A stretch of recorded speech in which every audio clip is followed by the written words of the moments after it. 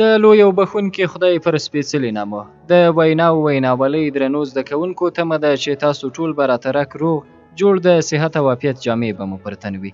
خوښ او خوشحاله یم چې زه عبدالجلیل جوهر یو ځل بیا هم د ویناوالۍ له نوي درس سره ستاسو درانه حضور ته حاضر شوی یم. وینا لپاره د واورې پاکونکی میتود. د خپلې بیانیې د ترتیب لپاره د واورې پاکونکي میتود له طریقې هم ګټه اخیستلی شئ. څرنګه چې پوهیږو د انسان مغز پر دوو برخو ویشل شوی دی، ښی نیمه برخه او کیڼه نیمه برخه. چپه نیمه د حقیقتونو او اطلاعاتو په واسطه او ښی نیمه برخه د احساساتو، داستانونو، نکلونو، شعرونو، بیلګو. له دې طریقو ګټه اخیستنه ډیره ساده ده. یو حقیقت بیان کړئ او د یو داستان په ویلو سره هغه ته دوام ورکړئ. ورپسې یو بل حقیقت بیان کړئ او هغه ته د یوې مقولې یا نقل قول په واسطه ادامه ورکړئ. بیا یو بل حقیقت ووایاست او هغه لپاره یوه بیلګه راوړئ. موټر د واورې پاکونکي په څیر یعنی برپاک مخې او شاته لاړ شئ. د دې میتود د کارولو لپاره یوه ټوټه سپین کاغذ له ځان سره ولرئ. په ښي اړخ کې هغه حقیقت ولیکئ چې غواړئ د هغه په اړه خبرې وکړئ او په کیڼ اړخ کې بیا بیلګې، داستان، ټوکې، شعر او یا هم متل ولیکئ چې حقیقت ثابت کړي. په دې کار سره د ښي اړخ هره موضوع لپاره په چپ اړخ کې یو داستان یا بیلګه ولیکئ. کله چې په دې میتود سره بیانیه ورکوئ، ستاسو د اوریدونکو کیڼ او ښی دواړه نیمه برخې به فعاله وي.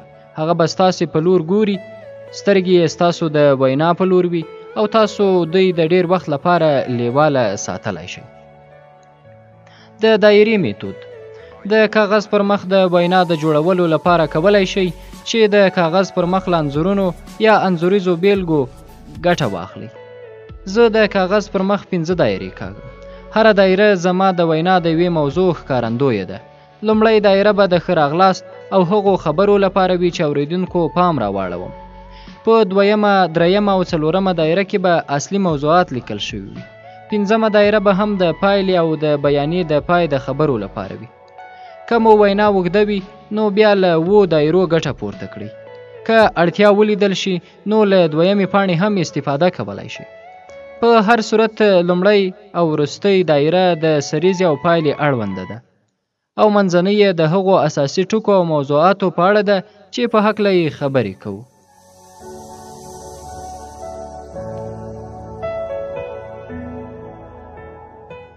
که د درس اړوند کومه پوښتنه، نظر یا هم پیشنهاد لري، کولی شئ په 021504028 شمېره را سره شریک کړئ. د ژوند په چارو کې بریمن اوسئ. د یو سوکاله او پر ځان بسیا افغانستان په تمه.